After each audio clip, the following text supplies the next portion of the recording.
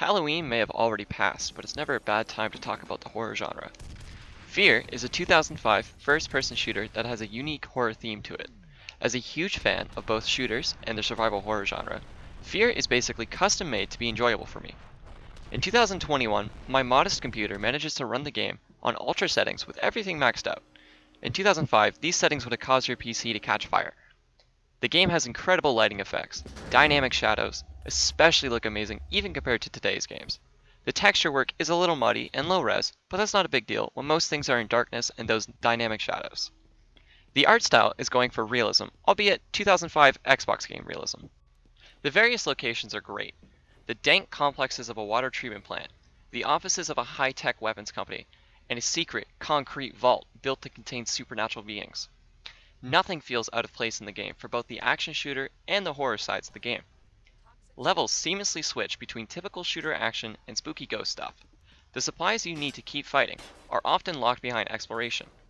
That exploration forces you to go into places that are frightening.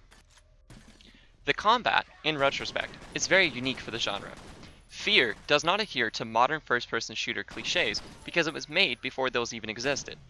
A press of a button turns on slow motion, like an on-demand Neo from the Matrix. The way bullets leave craters in the walls, grenades scorch the floors black, and defeated enemies litter hallways means getting lost in a level is pretty hard. If there are holes in the wall the size of a pumpkin, you've probably already been there. The AI is somewhat of a gaming legend now. The enemies call out to each other with detailed information that genuinely applies to what is happening in the game.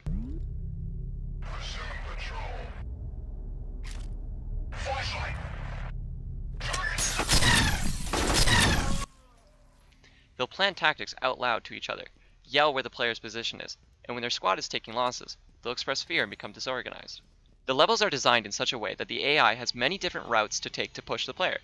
They may decide to take a defensive position instead, forcing the player to come towards them unsafely. They can throw grenades to flush the player out of position.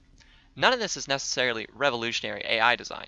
The main reason it was perceived to be so good is just from the way the AI literally tells the player what it's doing with those callouts. As for the game's story, I don't really know. It's fine. There's some kind of spooky girl, an evil science company, ghosts, and soldiers controlled by a telepathic murderer. Is the game scary? Most of the time, no, it's not scary. Not even like spooky atmosphere or anything. I'd say 70% of the game is a proper shooter, which isn't scary at all. The final 30% though, that's where the title comes from, f.e.a.r. That spooky ghost girl stalks you all game, occasionally popping up in the darkness to mess with you.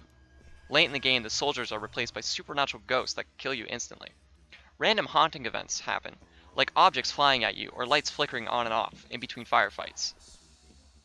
The single best thing in the game for the spook factor are the invisible lightning ninja enemies.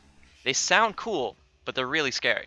These guys climb around on walls and ceilings, partially invisible until they start running at you with arcs of lightning flying out as they take damage.